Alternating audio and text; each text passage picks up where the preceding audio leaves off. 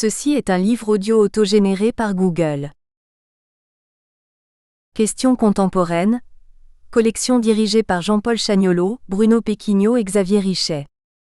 Chômage, exclusion, globalisation. Jamais les questions contemporaines n'ont été aussi nombreuses et aussi complexes à appréhender. Le pari de la collection Questions contemporaines est d'offrir un espace de réflexion et de débat à tous ceux, chercheurs, militants ou praticiens, qui osent penser autrement, exprimer des idées neuves et ouvrir de nouvelles pistes à la réflexion collective. Dernière parution. Pierre Mathil, La dictature des systèmes experts, du prédire au dire, la fin du futur indéterminé, le nouveau messianisme, 2022. Nicole Peruissetfache, transmettre, de génération en génération, 2022. Kamel Meziti, Marianne et ses musulmans. La fracture 2022. Luong Can Liem, Identité idéologique et éthique 2022. CE accent aigu MAFI international, Versailles 1919 et géopolitique 2022. Thierry Legrand-Browaï, Réformer les retraites, une crispation française 2022. Isabelle Gartsino dire, contribution de Jean-Bernard Paturet, Le sujet dans un monde utile 2022. Louise Fine, Mécanique du désespoir 2022. Élisée Sarin, L'organisation en procès 2022. Philippe Duez, Habiter un monde plus humain. L'éthique d'un contrat géographique fondé sur le vivable, 2022. Quentin Meux, La République des valeurs 2022. Yahya El Yayaoui, Les communs numériques, propriété, économie de partage et gouvernance polycentrique, 2022. Jacques Langlois, Pour un changement anticapitaliste de société, 2022. Sébastien Roffa, Faire du rêve une réalité, l'histoire de Disneyland Paris, nouvelle édition 2022. Frédéric Debaumy, Le monde de Macron, La gauche défaillante et moi perplexe, 2022. Chapitre 1, La fin d'une génération. Mourir de vieillesse, c'est une mort rare, singulière et extraordinaire. Montaigne, Les Essais, livre 1. Quand j'étais adolescent, j'ai lu un livre qui m'a beaucoup marqué. Il citait des paroles de Poilu, des lettres dans lesquelles les derniers survivants de 1914 à 1918 ont décrit la réalité dramatique de leur engagement physique et patriotique. Il y a quelques années, on entendait encore la lecture de tels témoignages bouleversants à la radio lors de la commémoration du 11 novembre, et puis cette génération s'est progressivement éteinte à tout jamais et peu à peu elle est tombée dans l'oubli. La voix de Lazare Ponticelli, qui jusqu'au bout de sa vie a eu à cœur de maintenir vivante la mémoire des combattants de ce conflit, s'est éteinte le 12 mars 2008. Aujourd'hui, le 11 novembre n'est déjà plus qu'un jour férié gris et pluvieux au cœur de l'automne. Avons-nous suffisamment écouté leurs récits ? Tous ces hommes qui ont survécu à l'horreur des tranchées, qui ont été témoins de la mort de leurs compagnons d'armes tombés à leur côté, ont-ils tous pu évoquer leurs souvenirs ou se sont-ils tus par douleur, par pudeur ou par manque d'intérêt autour d'eux ? Mon arrière-grand-père, survivant de la Grande Guerre, décoré de la Légion d'honneur, aurait dû avoir son cercueil recouvert du drapeau français et recevoir l'hommage d'anciens combattants lors de son enterrement. Une grande fierté pour lui, dont il parlait avant son décès. Pourtant ma grand-mère, éperdue de chagrin, n'y a pas pensé, ni personne de la famille. Personne non plus ne m'a jamais raconté en détail ce qu'il avait vécu, ni parlé de la blessure qu'il avait reçue. Il était entouré des siens, mais il est resté seul avec ses souvenirs douloureux. Mes grands-parents eux aussi sont partis, emportant leurs témoignages de la Seconde Guerre mondiale. Je les ai bien connus, aimés, mais ni moi ni le reste de la famille n'avons assez pris le temps de les interroger, de les faire parler suffisamment de leur vécu. Eux aussi sont restés seuls avec leur passé qui s'est effacé, noyés dans le quotidien de leurs enfants. Je travaille sur le vieillissement de la population depuis près de 20 ans. J'ai écrit plusieurs ouvrages, je donne des centaines d'heures de formation par an et pourtant je me rends compte que je suis passé complètement à côté de ces notions pourtant largement définies et décrites que sont l'isolement et le sentiment de solitude. En réalité, mon père vit depuis près de 15 ans en confinement avec ma belle-mère. Il a peu de contacts, peu de visites, très peu de sorties depuis son AVC en 2007. Tant que l'on ne vit pas cette situation, il est impossible de la comprendre. Hélas, mon père n'est pas l'exception. L'appel hebdomadaire du dimanche constitue un événement qui égaye une triste vie sans relief. Selon une étude réalisée par les Petits Frères des Pauvres en 2017, 900 000 Français âgés de plus de 60 ans souffraient d'isolement et 300 000 d'entre eux étaient en situation de mort sociale. Le chiffre, je le connaissais, je l'enseignais, mais je n'en avais pas conscience parce que je n'avais pas vécu sa réalité. 4 années plus tard, en 2021, le rapport d'une nouvelle étude fait état d'une importante augmentation de ces données. Ce sont désormais 2 millions d'aînés qui vivent isolés des cercles familiaux et amicaux, et 530 000 qui sont considérés comme étant en mort sociale. Ces données sont un choc.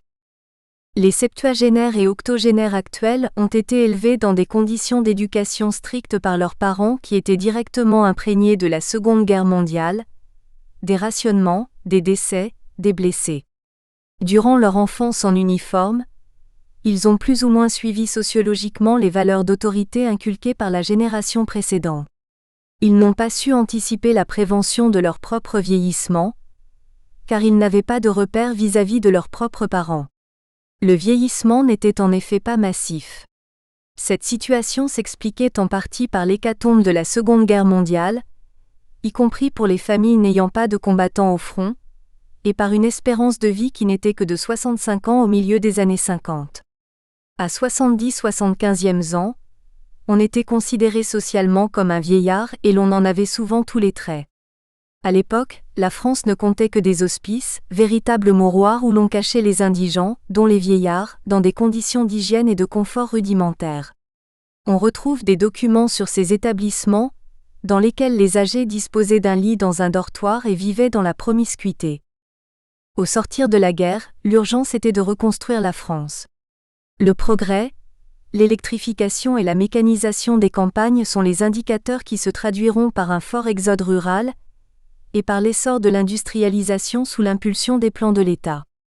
L'urgence est alors surtout de répondre aux besoins de logement. La France est détruite et les conditions de logement sont souvent précaires. On ne compte plus les bidonvilles constitués au sein des villes, et les immeubles encore debout n'ont pas tous accès à l'eau courante ou à l'électricité. Afin de répondre au mal-logement des personnes âgées, les logements foyers sont créés le 7 août 1957.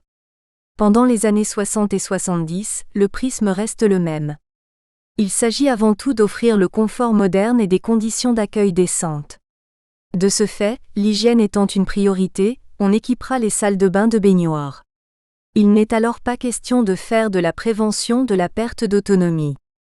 En 1962 se produit une prise de conscience grâce au rapport de Pierre Laroque qui constitue l'acte fondateur des politiques de vieillesse en France, car il la décrit comme un troisième âge actif, autonome et participant.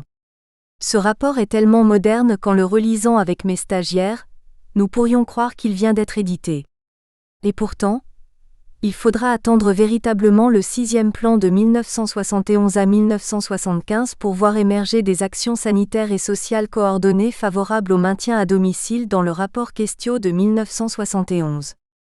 La prise de conscience arrive toutefois dans le contexte d'une société qui a totalement changé, et elle va se focaliser désormais sur le soin et la gestion de la dépendance. Nous entrons alors dans la société de l'individualisme et de l'agisme. La génération actuelle qui se meurt en EHPAD et à domicile est victime de ses propres choix, faits dans les années 70 et 80. Comme le décrivait Bernadette Puijalon en 2003, depuis le début des années 1980, dans les pays occidentaux, la notion de dépendance est au cœur de l'action sociale à l'endroit des personnes âgées. L'approche la plus fréquente consiste à évaluer les incapacités des personnes concernées à partir de grilles de mesure, à apprécier l'aide nécessaire et à en déterminer le coût, méthode gestionnaire qui stigmatise et marginalise ceux qui en sont l'objet. L'approche médicale de la vieillesse est alors considérée sous l'angle des incapacités, de la dépendance et de l'invalidité. Bien sûr, de grandes réformes sont engagées avec la mise en place de la PSD, prestation spécifique de dépendance, puis de l'APA, allocation personnalisée d'autonomie, qui la remplace le 1er janvier 2002, mais le prisme reste le même. On traite la dépendance et les EHPAD, établissements d'hébergement pour personnes âgées dépendantes, deviennent de plus en plus des cliniques de fin de vie. les moyens alloués sont dérisoires face aux enjeux et au vieillissement de la population. Malgré les cris d'alarme du personnel dévoué, la donne ne change pas. Si Michel Delaunay a incontestablement fait bouger les lignes avec la loi d'adaptation de la société au vieillissement, qui prône dans son article 1er que l'adaptation de la société au vieillissement est un impératif national et une priorité de l'ensemble des politiques publiques de la nation, il est trop tard pour la génération de mon père.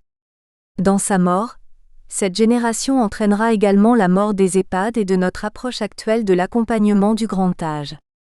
La crise sanitaire que nous vivons actuellement précipitera la fin d'un système figé depuis les années 70. Appréhender la mort. Avec l'inceste, la mort constitue, d'un point de vue anthropologique, l'un des deux grands tabous que l'on retrouve dans toutes les sociétés humaines anciennes et modernes. On ne fait pas n'importe quoi avec les corps des morts, ils doivent être protégés et respectés. C'est d'ailleurs ce qui distingue les hommes de la plupart des animaux. Le fait d'enterrer nos morts ou d'en disposer de manière consciente, de les pleurer et d'honorer leur mémoire. Dans nos sociétés occidentales, la mort n'est plus acceptée. Elle inspire la peur, elle est rejetée de nos pensées et de nos paroles. Mais en restant tabou, la mort empêche de bien vieillir. En effet, si l'on nie la sénescence et la déprise, on se met dans l'incapacité de faire les bons choix, de prévenir et d'anticiper une perte d'autonomie. Le déni n'est pas un moteur, bien au contraire. C'est lui qui entraîne un statu quo et un sentiment de mal-être à l'idée d'avancer en âge. De l'individualisme à l'agisme. La société a considérablement changé dans les années 60 et 70, pendant l'enfance et l'adolescence de ma mère qui habitait alors à Auxerre dans un logement insalubre. Ma grand-mère était institutrice et élevait seule ma mère et son frère. Pourtant tout s'est amélioré à la toute fin des années 60, lorsqu'ils ont emménagé dans un HLM qui venait de se construire dans la ZUP. Ma mère a pleuré de bonheur, car ils avaient enfin une salle de bain et non plus une cabane au fond de la petite cour commune à 2 appartements. À cette époque, la France est en pleine mutation, l'automobile se développe, la télévision continue à se démocratiser, des pavillons sont construits en périphérie des villes pour les classes moyennes, les supermarchés apparaissent et proposent de nouveaux produits et surtout, l'heure est à l'optimisme et l'on se couche le soir en se disant que demain sera meilleur qu'aujourd'hui. Selon les économistes, la France est entrée dans les 30 glorieuses dès la fin de la guerre en 1945, mais dans les faits les bienfaits de la croissance se sont fait sentir progressivement et différemment selon les régions et l'importance des villes.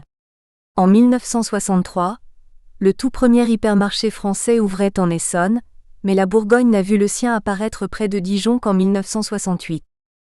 C'est aussi une période de changement sociétal.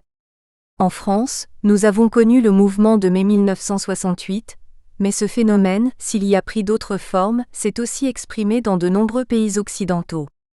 Cette révolution culturelle constitue une véritable rupture avec le schéma sociétal existant, et elle a entraîné également une distanciation entre les générations plus jeunes et leurs aînés, car il s'agissait avant tout d'une rébellion des plus jeunes, qui a débuté dans les cités universitaires. L'objectif était d'obtenir de nouvelles libertés, de sortir du carcan oppressant qui prévalait. Au-delà de la liberté sexuelle, les femmes, déjà plus nombreuses sur le marché du travail à partir des années 50, ont acquis leur indépendance. Elles ont commencé à travailler en masse, et à s'épanouir et ne sont plus restées cantonnées au rôle d'épouse au foyer. Il s'en est suivi un développement du niveau de vie grâce à l'existence de 2 salaires dans les familles, avec une forte croissance de la production et de la consommation générant davantage encore de besoins en main-d'œuvre. La crise de 1973 a cependant davantage impacté le travail féminin que l'emploi masculin, ce qui a souligné la fragilité de l'égalité nouvellement obtenue.